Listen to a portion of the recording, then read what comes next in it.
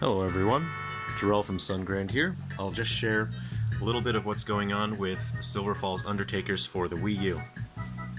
It'll be a hand cam today as we show a bit of what's going on with the gamepad. So you can see there's a new mode here. We have Survivorses as a addition to Game A and Game B.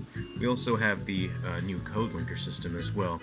So what I'll do is open Survivorses, and I've just had the Wii shop music and the Wii menu music stuck in my head this morning, so I just wanted to share that with everyone, and then hopefully the music can be stuck in your head as well for the rest of the day. So you're welcome. So after we load in to the new mode, we have Survivorses here. Let me see. I'll go ahead and I'll turn on player 1, and let's see.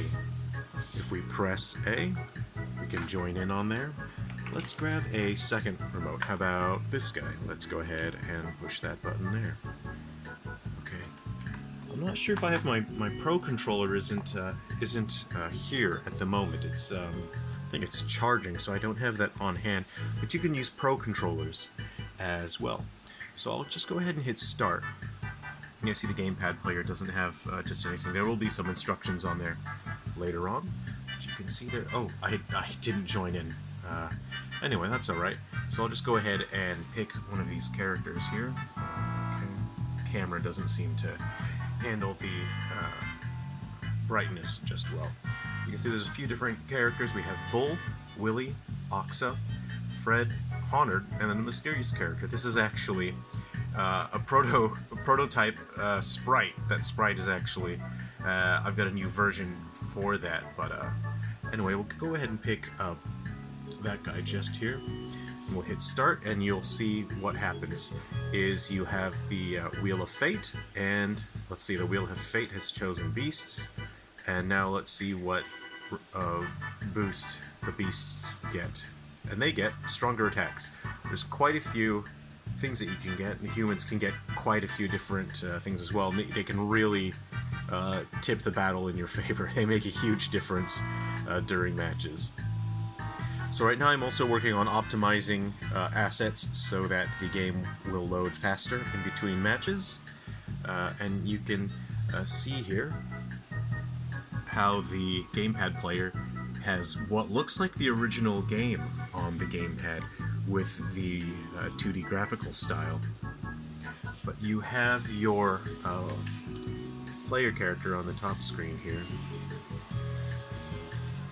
and you can have up to 4 human characters. So as you explore, you can see there are some items here. There's a skill comic there. If you pick up a skill comic, you will get a permanent power boost for the rest of the match. You can also find health items as well. And the gamepad player, I think the music might be a little too loud.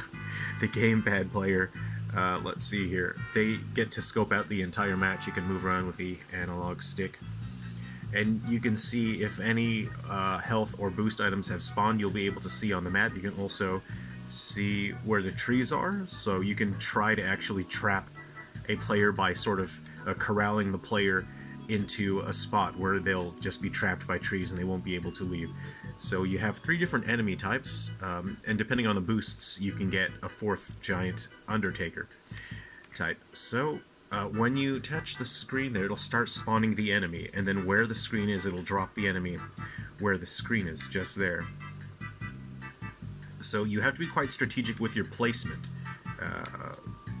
because if players are facing just one enemy at a time, they're going to be able to take the enemies down pretty quickly.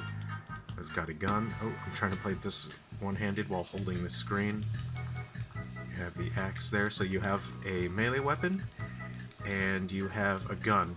And yeah, the players will be able to take down enemies pretty easily if there's only one enemy at a time, and you can see there's a little bit of a delay when you try to spawn an enemy. So if you're just dropping the enemy on top of the player one at a time, then the gamepad player will lose, because the player will be able to deal with those threats.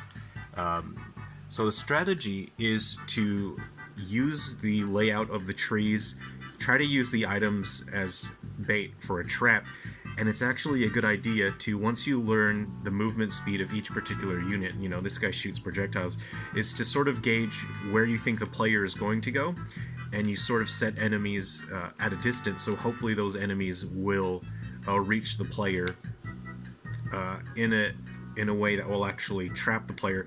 And once you've got the player trapped, you can start dropping units on top of them once there's too much for the player to keep track of. The enemy that I just dropped there, he's got an eyeball that actually illuminates the area a little bit. So this unit here, he's sort of meant to be a distraction, and he's much faster than the other units. He spawns quickly, he's faster, but he has low HP, so the enemies can defeat that enemy pretty quickly. So it's meant as a strategic unit. It's to get the player's attention, and then you can draw the player's attention towards that while you take the time to spawn the bigger, stronger enemies. So anyway, that's just a quick overview of Survivorces, and I hope you enjoyed that quick look. And we've been having a lot of fun with the testing team. It's getting quite competitive here. We're having some heated matches, and every time that you play, the wheel can have different boosts, and it really can make matches interesting. It never feels like one person or one team always has the distinct advantage because of that Wheel of Fate. So I hope you enjoyed that, and please stay tuned, and I'll share more of the upcoming games for Wii U and 3DS soon. Take care of yourselves, everyone.